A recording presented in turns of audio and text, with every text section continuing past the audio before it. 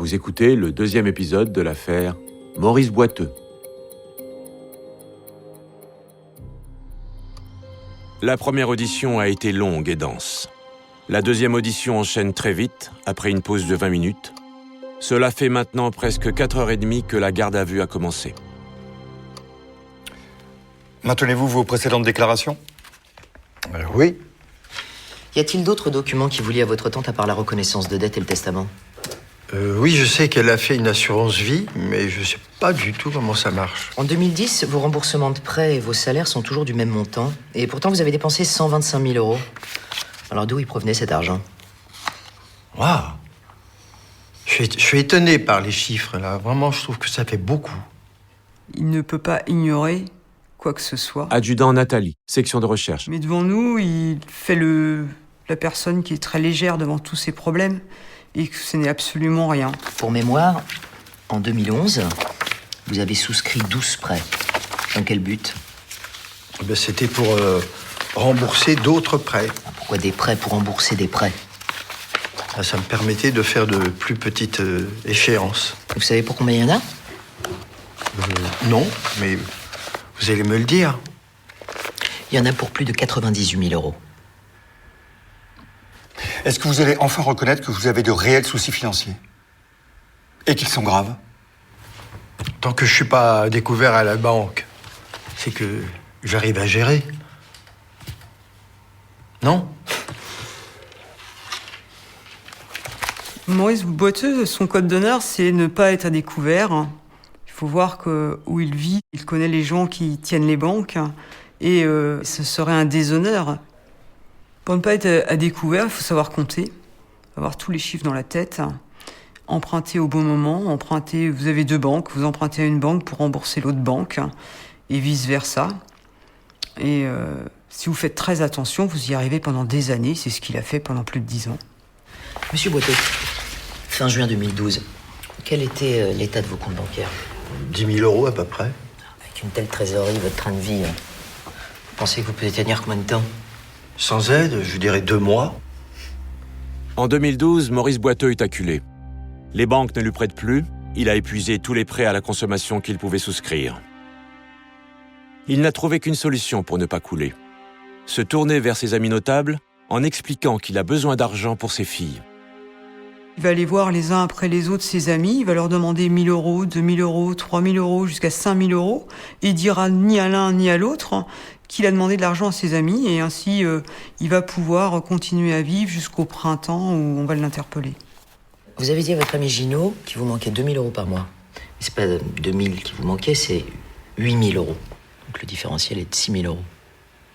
Pourquoi vous mentez à vos amis ? J'ai jamais eu de découvert à ma banque.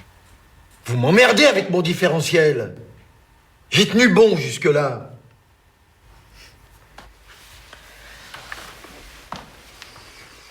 Pour lui, il savait gérer ses comptes. Adjudant Pascal, section de recherche. Il s'en est toujours sorti et le fait de lui évoquer le différentiel, c'est un peu critiquer sa façon de gérer les comptes et ça l'a énervé. Monsieur Boiteux, à ce jour, à combien estimez-vous vos dettes ? À 125 000 euros, j'ai fait mes calculs dernièrement, au mois de décembre. Vous avez l'habitude de mentir à vos amis ou de pas dire toute la vérité ? Non, Et est-ce que Yana est au courant de votre situation financière ? non, j'essaie de la protéger. Et comment vous pouvez expliquer qu'elle sache pas ? Elle me fait confiance. Pourquoi vous lui avez pas dit de faire attention ? Ça, je n'ai fait que cela. Mais vous lui avez pas montré l'état de votre situation pour qu'elle puisse faire attention ? Pour l'instant, je m'en sors tout seul. Mais pourquoi vous n'avez pas diminué ou freiné votre train de vie ? Jusque-là, je suis arrivé à m'en sortir. Et pourquoi vous n'avez pas dit dans vos précédentes déclarations que vous aviez des problèmes financiers d'une telle ampleur ? Je pensais pas que ça pouvait vous intéresser. Et pourquoi ne pas avoir dit que vous étiez bénéficiaire de l'assurance vie de votre tante ? Bon, ça, je savais pas. Vous savez combien il y a sur cette assurance vie ? Non, pas du tout. Je sais qu'elle a sur son compte en banque 2 000 euros et qu'elle a une rente assez forte. Entre 150 000 et 250 000 euros. C'est une très grosse somme. Alors pourquoi pas avoir donné ces montants-là avant ? Mais je ne pensais pas que ça vous intéressait, enfin, que ça pouvait intéresser l'enquête. Écoutez, monsieur Boiteux, vous nous dites qu'il vous manque 125 000 euros. Que l'assurance vie de votre tante doit avoir entre 150 000 ou 250 000 euros. Vous savez qu'il y a une enquête pour tentative d'assassinat, mais alors vous ne voyez toujours pas de lien avec l'enquête. Ah ben non, je vois pas. il est tard. On va en rester là. Hein, faut que vous signiez le PV. Les auditions ont débuté dans l'après-midi. Il fait nuit noire désormais. La garde à vue a commencé il y a presque 9 heures. Les gendarmes qui ont fait la route depuis Angers sont fatigués mais contents. À l'issue de cette première journée, ils estiment avoir rempli leur mission. Maurice Boiteux, lui, passe sa première nuit en chambre de sûreté. La première audition va durer 7 heures. Ça peut paraître long, mais c'est le temps qu'il faut pour plus de 10 ans de vie financière de Maurice Boiteux. Il a pu, à un moment de sa vie, même toute sa vie, dire qu'il n'avait pas de problème. Adjudant Nathalie. Mais après 7 heures de discussion comme on vient de faire, après 7 heures de questions, il est bien obligé de reconnaître qu'il a des problèmes. Non seulement il nous l'a dit à nous, mais lui aussi, il vient de se l'avouer, il avait de réels problèmes financiers. Les enquêteurs ont l'habitude de dire on attendrit la viande, et c'est vrai qu'il va y avoir 8 heures d'interrogatoire poussé. C'est éprouvant physiquement. Alexandre Boutier, avocat de Maurice Boiteux. Suite à ça, on vous laisse cogiter avec vous-même. Dans une cellule qui n'est pas appréciable, qui sent mauvais généralement, où il fait froid. Vous n'y dormez pas, vous ne vous y reposez pas, et on rattaque le lendemain. Quand les gendarmes le reprennent pour la 3e audition, il est 9 heures du matin. La garde à vue a commencé il y a près de 20 heures. Maurice Boiteux ne veut toujours pas manger.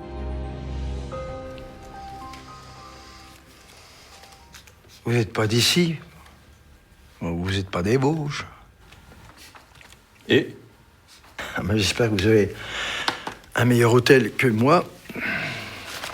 On va reprendre, hein, monsieur Boiteux? alors, pourriez-vous nous rappeler précisément votre emploi du temps pour la journée du lundi 23 juillet 2012 ?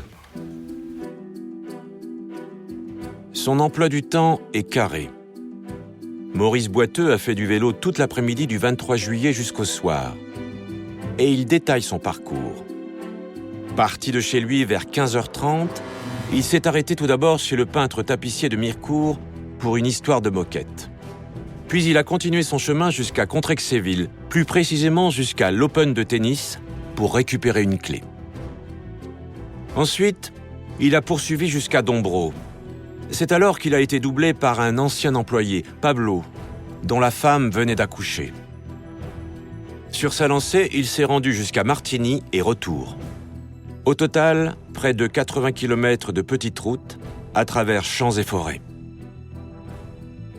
Maurice Boiteux, s'il nous dit qu'il a fait une sortie à vélo Adjudant Pascal. et qu'il rentre le soir après 20h, voire 21h du vélo, matériellement, il serait impossible pour lui de le poser à Douai-la-Fontaine, lieu de commission des faits.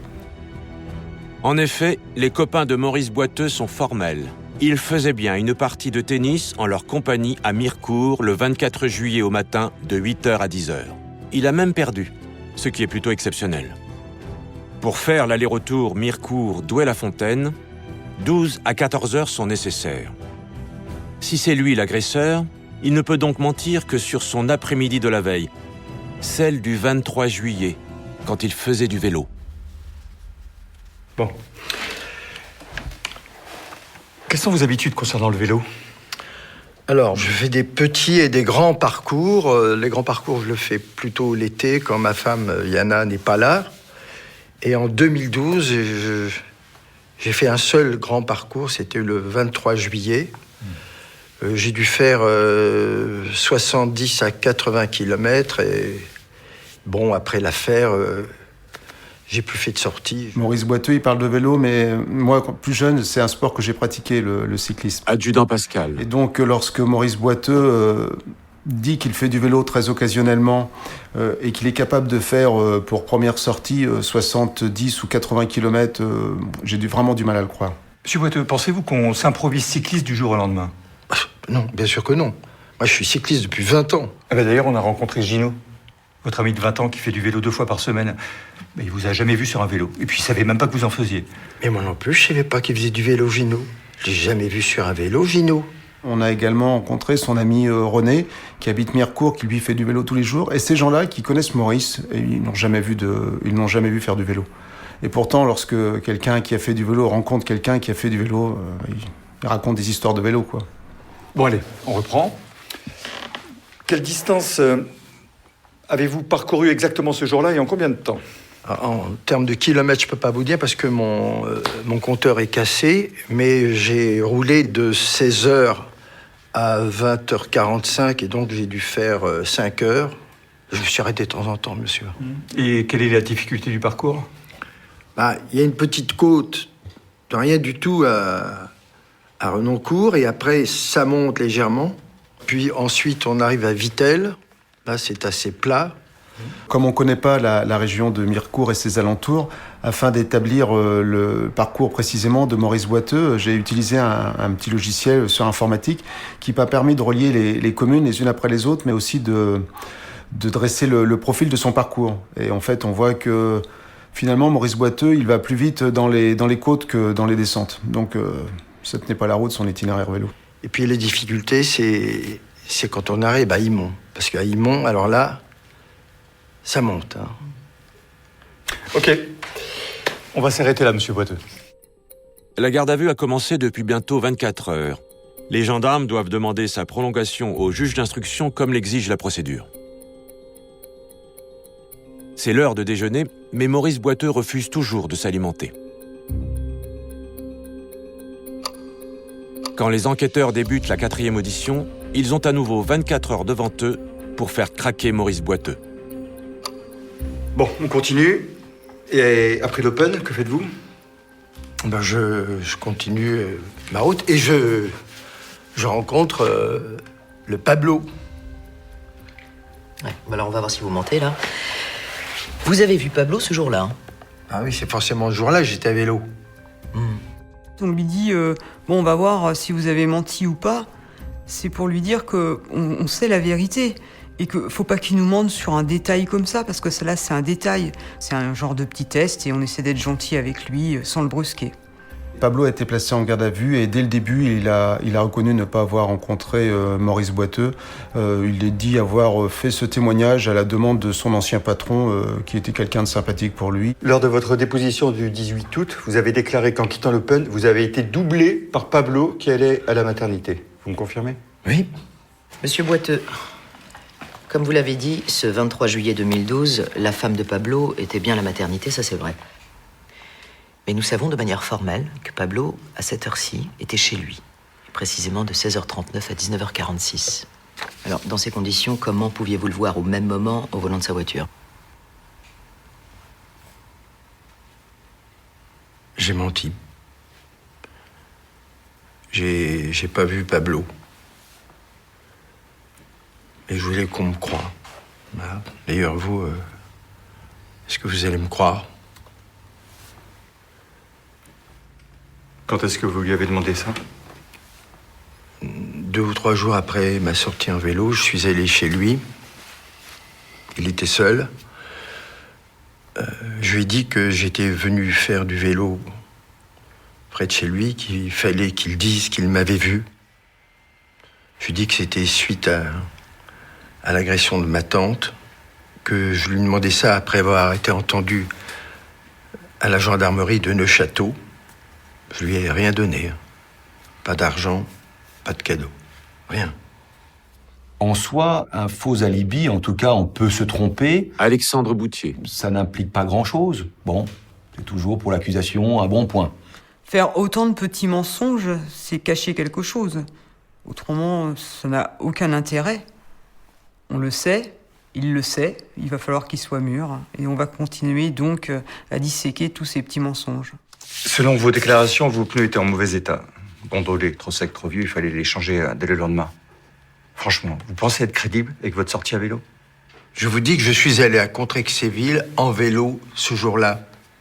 Dans votre déposition du mois de mars dernier, vous avez dit que vous avez fait réparer les pneus de votre vélo le 24 juillet au matin. Alors, Doudou, le réparateur, se souvient très bien de votre visite, mais dans son souvenir, c'était en prévision d'une sortie. C'est-à-dire que vous deviez faire du vélo après, donc après le 24. Alors, je vous lis la déposition de Doudou. Il me semble qu'il s'agissait d'un changement de pneu et de chambre à air. Son pneu était craqué, il voulait faire du vélo, il était à plat. Je vous dis que je suis allé à vélo à Contrexéville. Non, je me souviens aussi que mes pneus étaient neufs, mais qu'ils se sont usés durant le parcours. Son histoire de vélo, c'est complètement incohérent puisque les pneus, ça ne va pas s'user sur 60 km. Bon, et comment s'est passé votre match de tennis le 24 juillet à 8h du matin? Ah, c'est très bien passé. J'ai pas mal aux jambes. Ah bon? Après 80 km, vous aviez même pas mal aux fesses? Waouh! Vous êtes un vrai champion, vous. Vous pensez être crédible? Non, mais j'avais mal aux fesses, mais j'avais pas mal aux jambes. Et vous avez parlé de votre sortie en vélo de la veille à vos copains de tennis? Mais non, j'ai rien dit. Alors, qu'est-ce que vous avez fait après? Et bien après, j'ai continué mon parcours. Je suis rentré chez moi et là, j'ai vu l'appel de la voisine qui avait découvert ma tante. On a vérifié, il était précisément 11h43 quand elle vous apprend l'agression de votre tante. Et d'ailleurs, vous demande d'appeler la gendarmerie de toute urgence. Dans vos auditions du mois d'août dernier, vous dites que c'est ce que vous avez fait immédiatement après. Mais c'est pas vrai. On a vérifié. Vous attendez 1 heure pour le faire. Pourquoi? Pourquoi attendez-vous 12h47 pour téléphoner à la gendarmerie? Je sais pas. J'avais notifié aux enquêteurs que la personne qui avait commis les faits, en découvrant qu'elle était encore en vie, allait avoir un réel moment de panique et allait devoir reprendre ses esprits. Capitaine Lemahou, spécialiste en sciences du comportement. Les enquêteurs ont voulu savoir ce qu'il avait fait pendant 1 heure, justement pour savoir si cette heure ne lui avait pas servi à reprendre ses esprits et à gérer ses angoisses à la découverte de la survie de Madame Julien. Qu'est-ce que vous avez fait pendant 1 heure, monsieur Boiteux? Ça vous paraît un délai raisonnable après une annonce pareille? Alors que celle que vous considérez comme votre mère a été agressée et qu'elle est au plus mal? Ouais, c'est vrai que ça... C'est vrai que ça peut paraître bizarre. Mais je sais pas, j'étais effondré, j'étais en larmes. Je savais pas quoi faire, j'ai même pas appelé la gendarmerie. Et alors après, qu'est-ce que vous avez fait? Rien. Bon, toujours dans votre audition, vous affirmez que vous êtes resté chez vous pour attendre des nouvelles. Vous expliquez que vous n'êtes pas sorti. Je vous lis. J'ai été secoué, j'étais un peu perdu, j'étais seul et j'avais plus la tête à faire autre chose. Ouais, c'est vrai. Oui, sauf que vous êtes allé à Golbet, entre 13 et 14 heures, que vous avez retiré de l'argent et que vous avez pris de l'essence. Tiens, d'ailleurs, pourquoi être allé à Golbet alors qu'il y a une station-service à 20 mètres de chez vous? Golbet. Oui, Golbet. Non, parce que j'avais vu des chaussures en solde que je voulais acheter et d'ailleurs je les ai achetées, ce sont celles-ci. J'avais remarqué en jouant que mes chaussures étaient en mauvais état et je voulais m'acheter de nouvelles chaussures parce que j'aime bien faire du tennis pendant le week-end. Donc je suis allé à Golbet et les acheter en solde, 29,90 €. Vous pensez vraiment être crédible quand vous dites que vous êtes effondré en larmes après l'annonce de l'agression de votre tante et que vous allez faire les soldes pour acheter une paire de baskets? Vous vous souvenez même du prix? C'était pour me changer les idées. À plusieurs reprises, on a demandé à Maurice Boiteux s'il pense qu'il est crédible devant nous, avec tous ces mensonges. Parce qu'en fait, on voulait faire appel à son intelligence, lui démontrer qu'on n'apportait aucun jugement sur ce qu'il avait à nous dire, mais on voulait que lui-même comprenne que ce qu'il disait, ça n'avait pas de sens. Monsieur Boiteux, le 24 juillet au soir, elle était dans quel état, votre tante? Elle n'était pas brillante. Je suis pas allé la voir, je savais qu'elle était hors de danger. Les blessures qui sont consécutives à cette agression vont provoquer une infirmité permanente chez Madame Julien. Elle ne pourra plus se servir de ses mains. Elle qui lisait beaucoup, qui était autonome, qui vivait seule à la maison, sera contrainte de vivre en foyer retraite. C'est une femme qui était de nature apaisée et qui va être angoissée en permanence, qui fera des cauchemars la nuit, qui aura peur, qui ne supportera pas d'être dos à une fenêtre, dos à une porte, et qui a besoin d'être assurée. On va s'arrêter là, monsieur Boiteux. Tata Yvette, vous l'aimez, ça c'est sûr, il n'y a aucun doute. Là, vous pouvez plus grand-chose pour elle. La seule chose que vous pouvez faire, c'est lui expliquer vraiment ce qui s'est passé. Elle a été attaquée par derrière, elle a peur que ça recommence, elle est terrorisée. Elle est très vieille, très diminuée. Vous le savez, ça? Alors réfléchissez. Elle est croyante. Elle peut pardonner. Quand vous posez énormément de questions à une personne gardée à vue, il peut répondre, rester placide, garder son sang-froid. Mais on voit bien que quand on va trop loin, on va braquer la personne, on va plus rien obtenir. Et où on en était, il fallait qu'on s'arrête, il fallait le laisser avec lui-même, qu'il réfléchisse, faire un break. Il faut voir qu'au stade de la garde à vue, on est à la 2e journée. Il peut être fatigué quand même, on est le soir. Et c'est long une garde à vue quand on n'est pas criminel, quand c'est la première fois, quand on est un primaire.